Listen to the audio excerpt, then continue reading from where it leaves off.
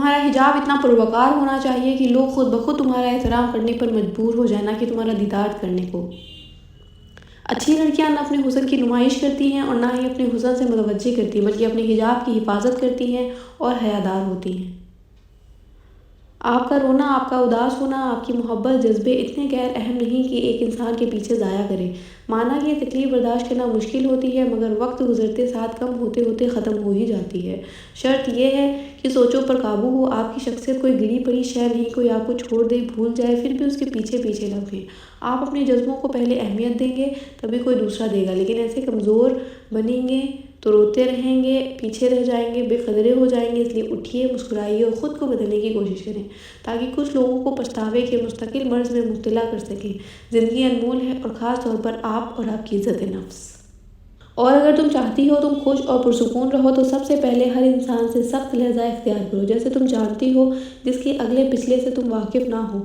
یہ نہیں کہ ایک دو دفعہ بات کرنے سے یہ کہہ دو، میں تو جانتی ہوں بہت اچھا تم اہل ہو، میٹھے لہجے میں نرم پڑ جانے والی ہو۔ تم نہیں جانتی دنیا کیسی ہے، بے شک مرد اچھا ہو برا ہو، دو طرح کے لوگ پائے جاتے ہیں اس دنیا میں۔ تمہیں پہچان کرنی ہوگی، انسان کو پہچاننا ہوگا۔ صرف انسان سے نرم رہو جو تمہارا محافظ ہے۔ ہر ہنسنے والا تمہارا سگا نہیں، تمہیں خود کو خود پروٹیکٹ کرنا ہوگا۔ ہر انسان سے تم ہنس کر بات نہیں کر سکتی، کیونکہ اگلا کس سوچ سے تمہارے سے بات کر رہا ہے یہ تم نہیں جانتی، اور جب تمہیں سمجھ آتی ہے تب تک تم پر ایک ٹیگ لگ چکا ہوتا ہے، اور بد کرداری کا یہ ٹیگ لگانے میں تمہارے دوست، گھر والے اور آس پاس والے سب شامل ہوتے ہیں۔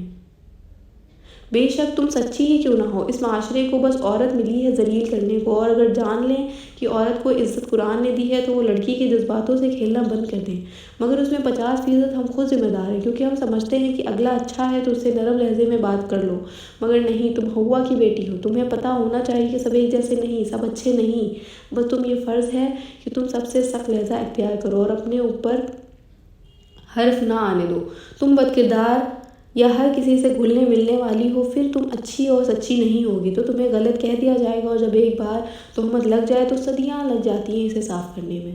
تمہارے لیے مریم اور یوسف کا قصہ ہی بہت ہے کہ الزام لگانے والا پاک اور بد کردار نہیں رکھتا، اسے الزام لگانا ہے اور تمہاری بے گناہی لکھنی ہے۔ اس لیے بہتر ہے کہ اپنے لہجے کو اپنا ہتھیار بنا لو اور اپنی زندگی کو پرسکون کر لو، پھر دیکھو سب بہتر سے بہترین ہو جائے گا انشاءاللہ۔ کیا ساری لڑکیاں اتنی بیوقوف ہوتی ہیں کہ فون پر کسی لڑکے جس کا ان سے کوئی تعلق نہیں ہوتا بات کرنے سے ہی محبت میں مبتلا ہو جاتی ہیں؟ کیا ساری لڑکیاں اتنی ہی کم عقل ہوتی ہیں کہ وہ لڑکوں کی نیچر کو نہیں سمجھ سکتی؟ فون یا انٹرنیٹ پہ لڑکیوں کے ساتھ ٹائم پاس کرنا تو لڑکوں کی ہابی ہوا کرتی ہے، پھر لڑکیاں کیوں جذباتی ہو جاتی ہیں؟ کیوں لڑکوں سے امیدیں وابستہ کر لیتی ہیں؟ کیوں یہ سمجھنے لگتی ہیں کہ لڑکے ان کی طرح بیوقوف ہیں جو محض ان کی آرزوؤں سے ہی عشق میں مبتلا ہو جائیں گے، آوازوں سے ہی عشق میں مبتلا ہو جائیں گے؟ پڑھتی تھی لیکن نہ دھیان ہوتا تھا نماز میں، نہ سکون ملتا تھا۔ باقی لوگوں کو جب چاہت سے پڑھتے دیکھتی تو خیال آتا کہ عبادت اور نمازیں تو ان کی ہیں، میں جو بے دھیانی کے سجدے کرتی ہوں وہ مجھے کیا بچائے گی؟ پھر ایک دن میں نے بہت اچھی بات پڑھی کہ اللہ کو کیے گئے سجدے کبھی بیکار نہیں جاتے، اور تمہاری بے دھیانی اور نہ چاہنے کے باوجود پڑھی جانے والی نماز کا ثواب ان سے بھی زیادہ ہے جن سے تم نے خود کا مقابلہ کیا۔ تم خود سے لڑ کر شیطان کو مات دے کر نماز پڑھتے تو ہو، ہر نماز کے لیے تمہیں محنت کرنی پڑتی ہے، نفس اور شیطان سے لڑنے کے لیے ایسے میں کیے گئے سجدے کبھی بیکار جا سکتے ہیں؟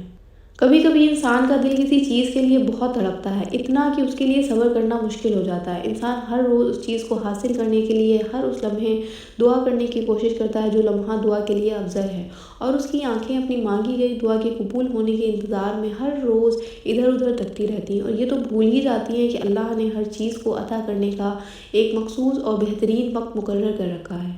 ہمیں یاد رکھنا چاہیے کہ اگر ہمیں کسی چیز کو حاصل کرنے کی اتنی چاہت ہے تو اس چاہت کرنے والے دل کا مالک کون ہے؟ یہ چاہت بھی تو اس رب نے دل میں ڈالی ہے تاکہ تم اس کے لیے دعا کر سکو اور وہ تمہاری خواہش کو بہترین کر کے تمہیں عطا کر سکے، اور وہ تو خواہش ہے دل میں تب ڈالتا ہے جب وہ تمہاری نصیب میں لکھ دیتا ہے۔ دعا تو ہم بعد میں درجات بلند کرنے کا ایک ذریعہ ہے۔